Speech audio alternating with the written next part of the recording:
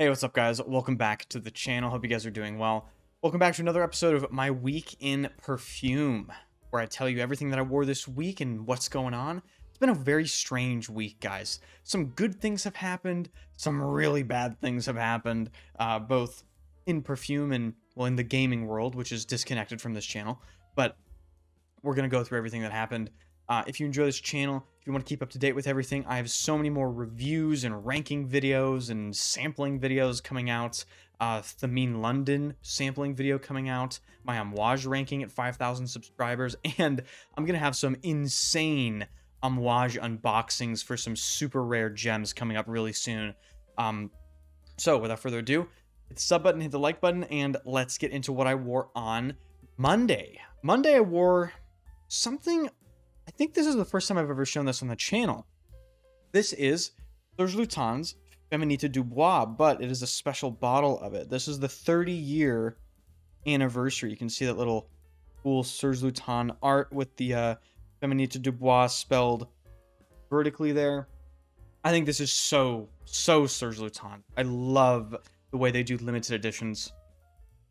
Feminite du Bois is one of the most famous Serge Lutens perfumes.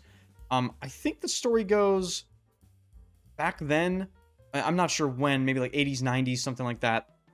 The idea that women's perfume could have woods in it, like cedar, that was ridiculous. But Serge Lutens, I think, just said, well, screw that, we're going to make Feminite du Bois, and here it is.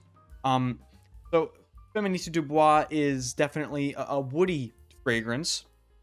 But it's so much more than that. It's got this amazing sort of clovey, cinnamony, spicy thing going on with a distinct purple smelling fruit note. I can't remember if it's like plum or some sort of grape or something like that.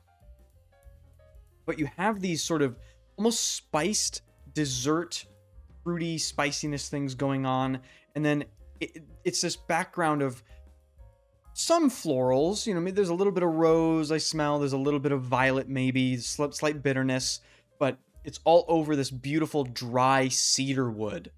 Overall, it does come off as more of like a quiet wear. This isn't going to be one of those, beast mode perfumes or anything like that. But nothing really smells like this. The only thing that really smells like this to me that I've ever encountered is Parfum d'Empire Asiade, vaguely, but that's sort of a whole different thing. Feminite du Bois, really great. I heard the vintage is better, but, what isn't at this point, honestly. On Tuesday, I wore a fragrance that I unboxed on the channel. I will link the video of me unboxing this in the description. This is Maître Parfumeur at Gantier, Parfum de Habit. The names are on the bottom for some reason. This is amazing. When I wore this, I actually exclaimed out loud, like, I smell amazing. Like, I smell incredible right now. This is this patchouli, sandalwoody thing. In the top, there's this sort of bitter, almost juicy black currant sort of fruity thing going on. It's dry. It's masculine. There's a beautiful suede, like leather nuance in the dry down. Comes off as just very put together, very refined. You can wear this, I think, in any season. It's just a great, unique smelling sort of signature scent candidate. Same thing can be said for what I wore on Wednesday, one of my all-time favorites. This is Tom Ford Beau de Jour Private Blend. This is a hark back to 80s masculines, those 90s, 80s masculines sort of thing. This is a fougere. It has a huge patchouli note, green, earthy, sort of dark, textured patchouli with a very purple, herbal smelling, textured lavender. It kind of smells like Davidoff Zeno, if you've ever had any experience with that. It's just sort of like a versatile, very masculine, hair on your chest sort of proper fougere, and I really appreciate it. Some people would say maybe this smells dated. I think this smells timeless, personally, but I love this stuff. It's one of the only perfumes I have a backup bottle for. It's fantastic. On Thursday, maybe spoiler, one of my favorite Amouages, I don't know. Gonna have to see the ranking video. This is Sunshine Man, my Frankenstein bottle of Sunshine Man. Beautiful bottles. Amouage does presentation like no other, in my opinion. Man, this is so beautiful. So, this is a take on the Dior Eau Noir Lavender Immortelle thing, but this is more Immortelle forward with less lavender, but it's such a unique smelling perfume. It has this beautiful, syrupy, orangey, boozy top. It does smell like an orange liqueur, or like maybe squeezing some sort of orange candy between your fingers. I don't know. It has this syrupy orange thing. And then it kind of smells like the color of the liquid, this beautiful golden, almost like ambery color. Immortelle for some people can be a really challenging note. I know my buddy Mo really doesn't like it because on him it smells like curry, but it is this golden, sometimes curry-like, sometimes hay-like, deep, almost vegetal smell, with the lavender juxtaposed against it, with that beautiful herbaceous, sharp quality of lavender. It's deep, it's rich, it's golden. It's just a beautiful, beautiful perfume. And I've put a pretty significant dent. I mean, I know the bottle's almost full, but for an Amouage, this stuff is strong. I've worn that a lot. On Friday, I wore. God, might be one of my favorite woody fragrances ever. This is Nissaba Les Alpes. You can see significant dent in that already. I only got this a couple months ago. This is a beautiful, clean, crisp, green, woody, piney fragrance. It really smells like you're in the forests of the Alps. It has this beautiful, airy, alpine freshness, but a very distinct pine needly crispness. And the impressive thing about this is that Nissaba as a brand really focuses on natural materials. That's their whole big shtick. And they try to make fragrances that recreate a certain area using materials from that area. And I think this is probably not too far off from that sort of alpine forest vibe. It's very clean, fresh, airy. The impressive thing about it is it somehow retains the crisp pine needle sort of woodiness for a long time. And this stays as a skin scent for, I smell it for at least 8 hours. Great woody fragrance. You can wear that in any season. Once again, I think that's another one that I would say, if you really love that type of woody scent profile with neat pine needles, it's signature scent worthy if you love that.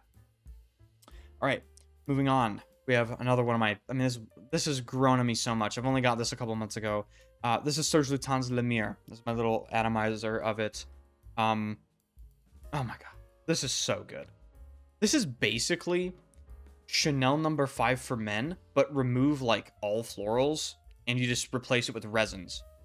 So it has this amazing fizzy aldehydic opening, and Myrrhe is obviously a big player in this fragrance with its sort of orangey red glow. It gives it sort of a thickness, a texture in the base.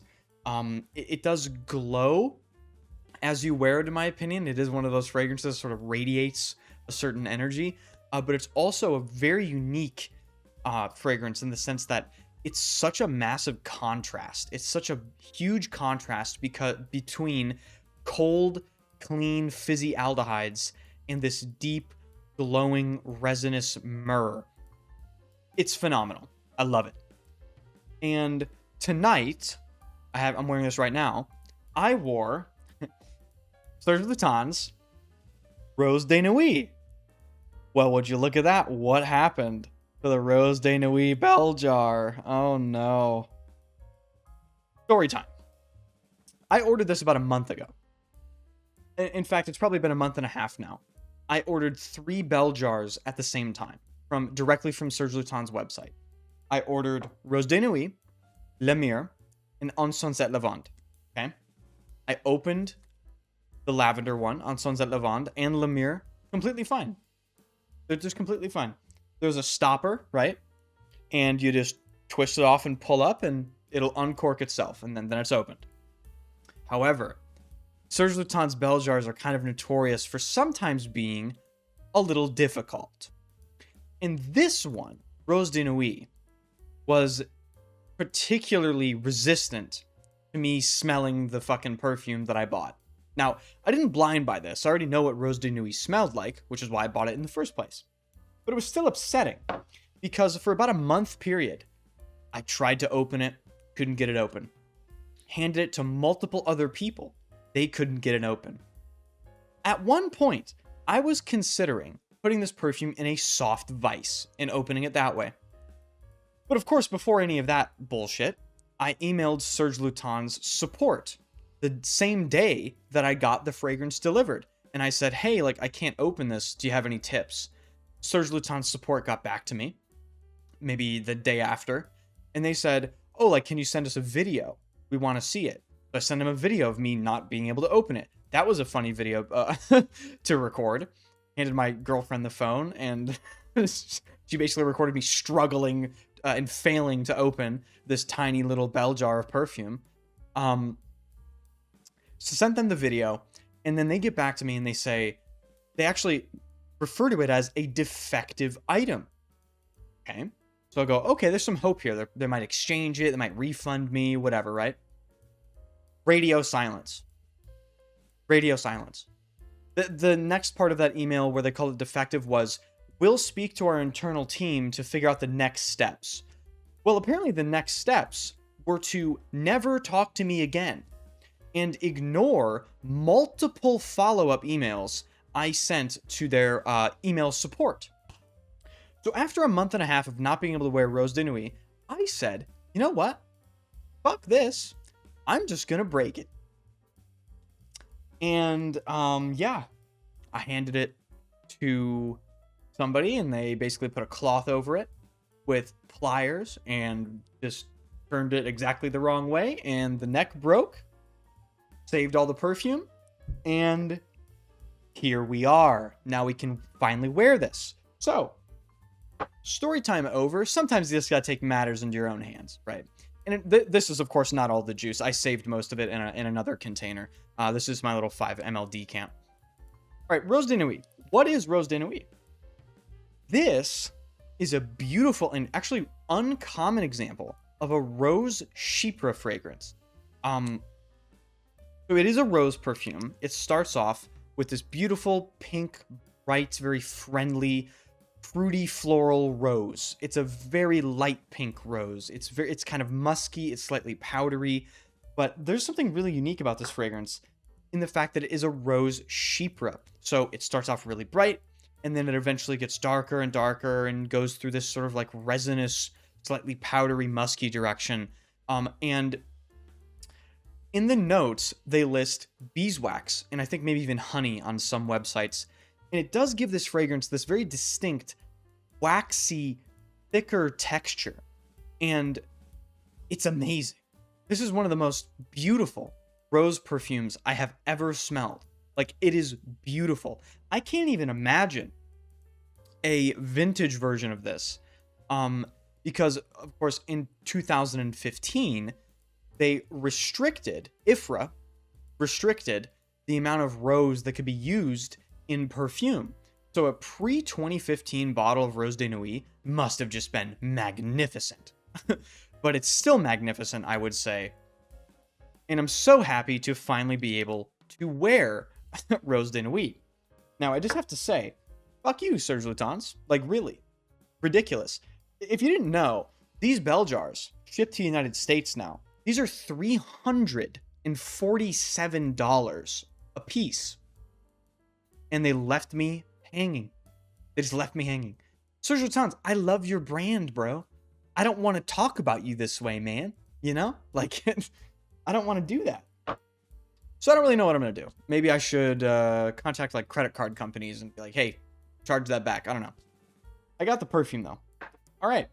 That's been my week in perfume. Lots of weird stuff happening this week. God, a new season for the video game that I play dropped, and it's caused me some problems. But the perfume will save us. Isn't that why we do this in the first place, right? It's just you put some beautiful perfume on, and it's like, this is great. This is good now. All right. Appreciate you guys hanging out. Thanks so much for watching the video. Let me know your scent of the day in the comments section. And if you have any experience with the fragrances that I've mentioned, tons of new videos coming up on this channel. Reviews, ranking videos. I think I'm going to do my first ever ranking video on all the Chanels that I own. So keep an eye out for that. And I will see you guys in the next video.